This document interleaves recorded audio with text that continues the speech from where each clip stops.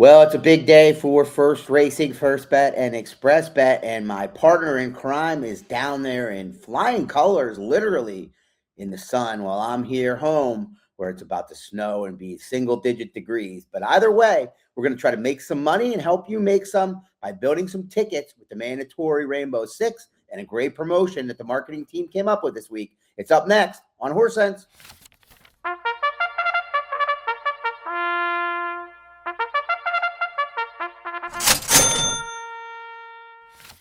Welcome back to Horse Sense. As always, I'm Bailey Armour, joined alongside my partner in crime here, Scott Shapiro, for a very special edition of Horse Sense this week. Like Scott mentioned, I am down at Gulfstream Park for the Pegasus. We're filming this on Thursday, so ahead of any scratches or anything, but we're going to try to talk you through building some tickets in Saturday's mandatory Rainbow Six payout. So a lot of races to cover there.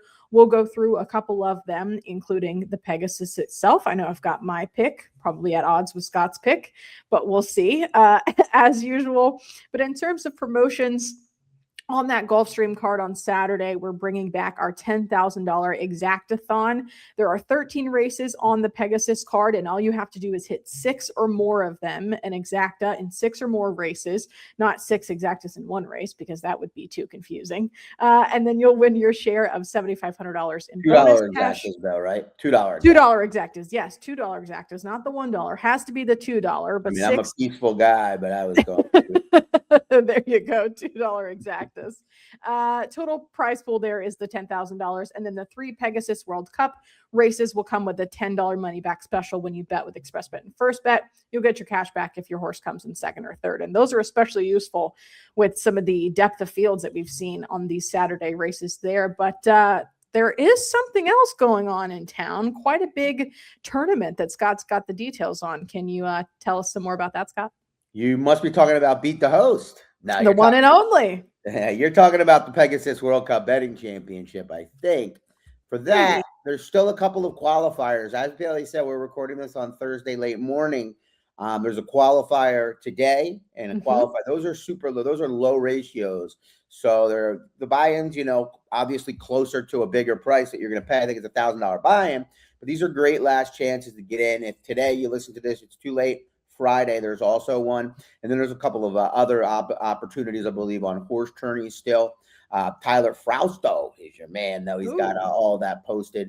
I try to share those on Twitter as well. But definitely time to still get in that. You can buy your way in as well. And then, Beat the Host is back. Michelle, you taking the baton from Southern California, although she's in Florida, she might be. Maybe she brought the baton. Maybe she did in her check bag. We'll have to see.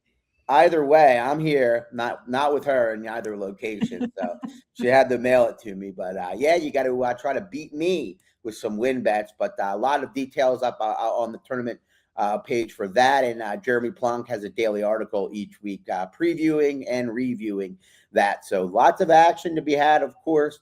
And you want to play it at an Xpressbet when it comes to tournaments. And you know where to play it in terms of everything else. Same place, FirstBet too. Well, Bailey, obviously a tremendous day of wagering. We would say that anyway, let's be honest. But the full fields, in addition to all the great opportunities, it's going to be a mandatory payout in the Rainbow Six, which we'll get to in a moment. We're each going to talk about a must-use type horse in there. But first, we wanted to dive a little further into our big promotion this week that you introduced early on. Yeah, speaking of big promotions, so just to reiterate, and if you haven't played in one of these promotions before, we typically bring this Exactathon promotion out on some of our bigger days here. The overall prize pool for Saturday's Exactathon is $10,000. That's split up into 2 chunks, basically. The meat and potatoes there, the $7,500 base pool, is going to be split amongst everyone that hits at least 6 Exactas on the Gulfstream card. So 6 different $2 Exactas. The $1 don't count. They have to be the $2, but your ticket can be whatever as long as that Exacta is successful in 6 of the 13 races. You'll get your share of that $7,500. And then on top of that, the player or players, hopefully, who hits the most overall Exactas on the card wins their share of an extra $2,500. So $7,500 in the base, $2,500 in the bonus there. If you hit all 13 Exactas on that card, hell, you might be the only one, and then you're walking away with all of that $2,500 to yourself.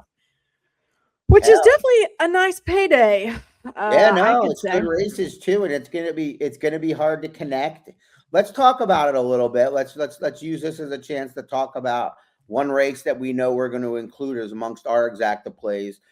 Trying to not only take down the $62 exactas, but more than everybody else. So, There we what go. was the race that you wanted to that you thought was one that was definitely one that you're going to dive into? Yeah, as we all know, and if you don't know, I'm a big turf fiend.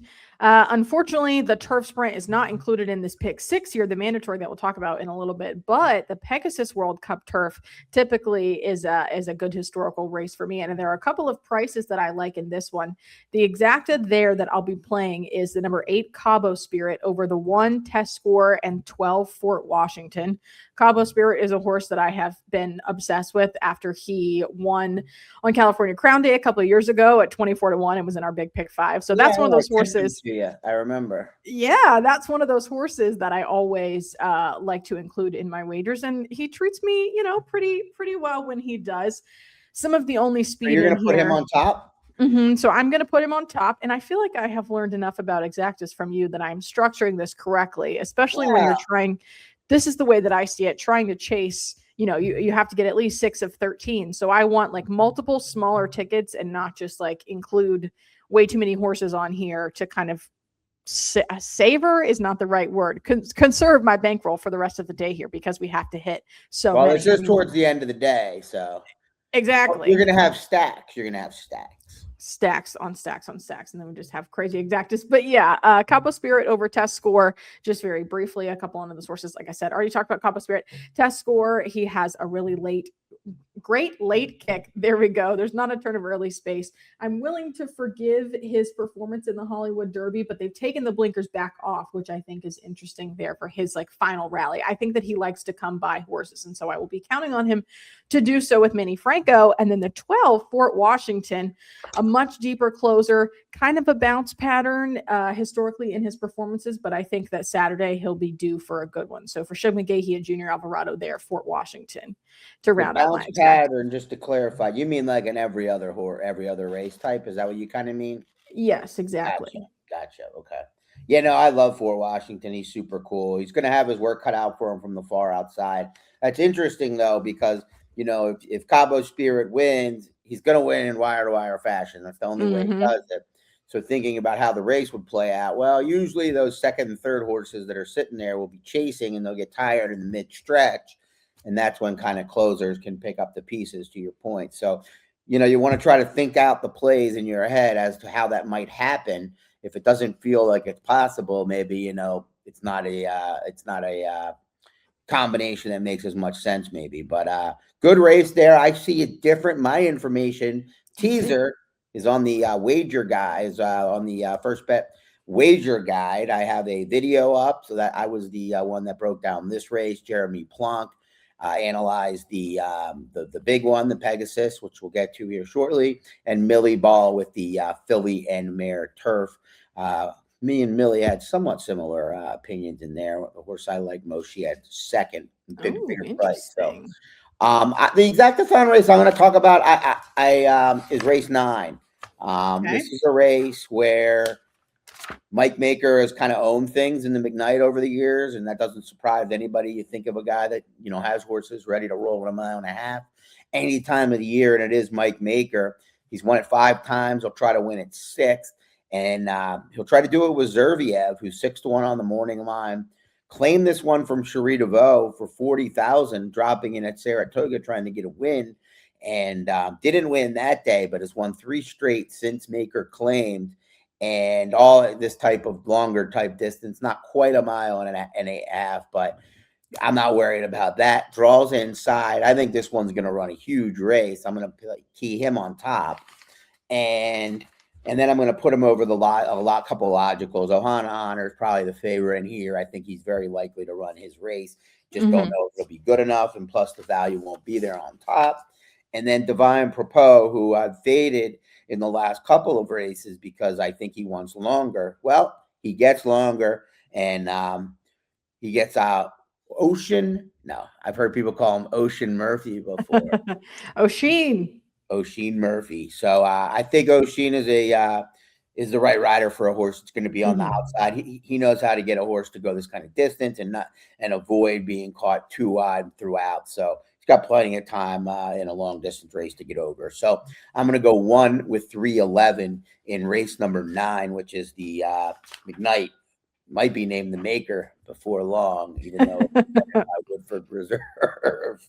But all right, let's talk a little mandatory pick 6. I know you've got a horse you like to kick it off, and then we'll close things out with a discussion, of course, on the Pegasus World Cup and how we'll tie that into either a mandatory pick 6 or the Exactathon if you so like to choose. But why don't you talk about your thoughts in the Hooper, which is the first leg, race 8, 2:41 Eastern, 11:41 Pacific, and you could tell my voice a little tired.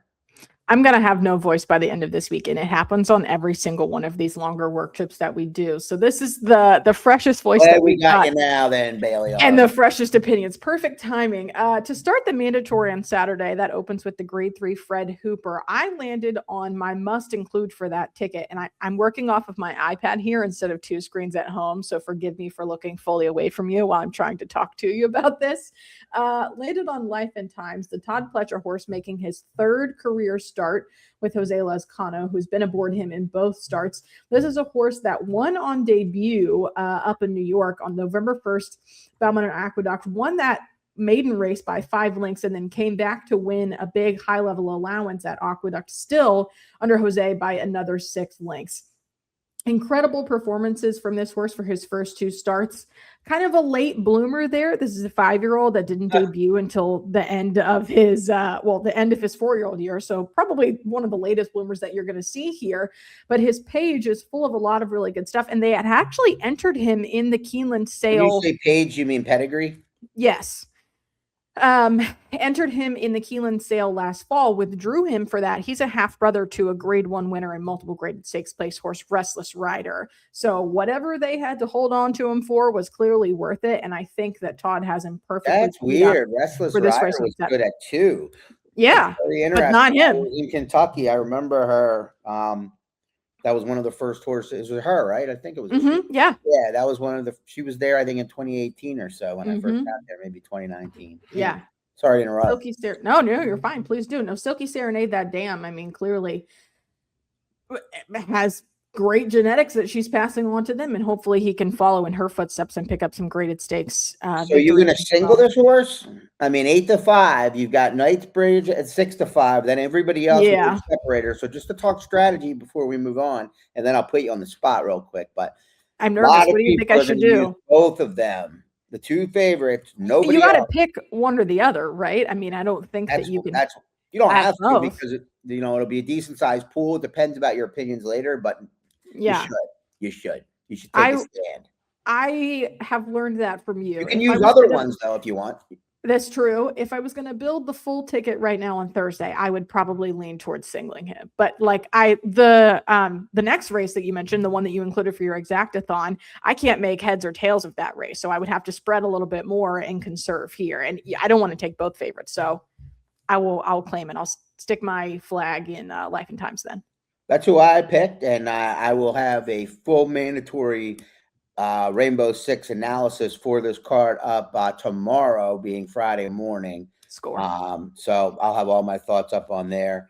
I do like, I do think one of the favorites is probably going to win, but you got to, and I probably would put them, if I'm writing it up, as both as A's and then player as B.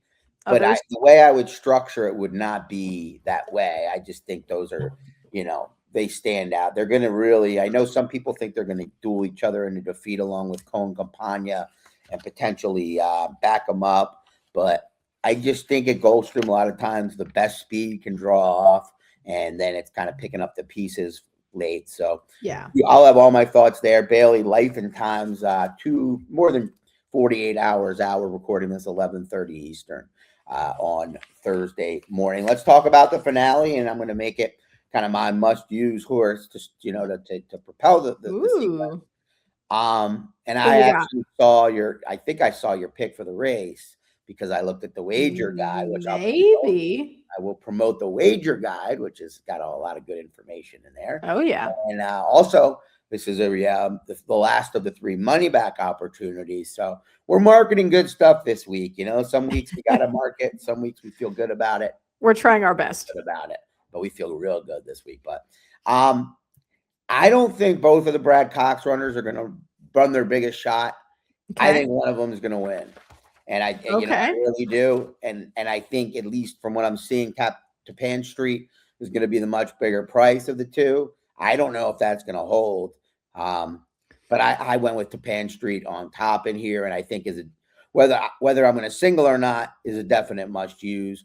I know people are going to be a little bit worried about the non-big speed figure last out. And, that could be a little concerning, but I think he's a 2-turn horse. So I think having him, even if he was cranked at a 1-turn mile, he's not going to be at his best. So, and I mean, they didn't want him to run too well off the bench. Whether he's able to get back to that Florida Derby and Holy Bull, which were 2 monster efforts against Sovereignty, or one was against Sovereignty, one Burnham Square.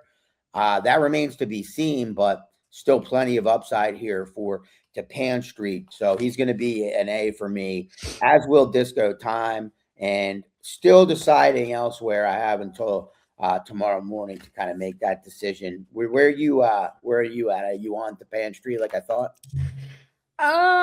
Well, that would make for a great final pick here if we gave the exact same horse out. No, Tappan Street is definitely my solid A inclusion horse for the Pegasus. I'm gonna zag a little bit. I'm gonna go to Banishing, David Jacobson's horse. I think that he likes this distance. We've seen him go sprinter route before. I just have a good gut feeling. There are a lot of things to like on paper, and I'm going to try to get creative. And then Pegasus 20-1 on the morning line. I had to write them all down into my PPs because these files I downloaded before the odds came out. He's fresh.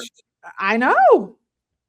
He's a warrior. I wouldn't be surprised if he runs well. It's just, I don't know if 1 1/8 is his ideal distance, but you don't really have to. It's a little bit less arduous than 9 furlongs at Gulfstream than it maybe is at like a place like Saratoga. Yeah. It's very tiring late.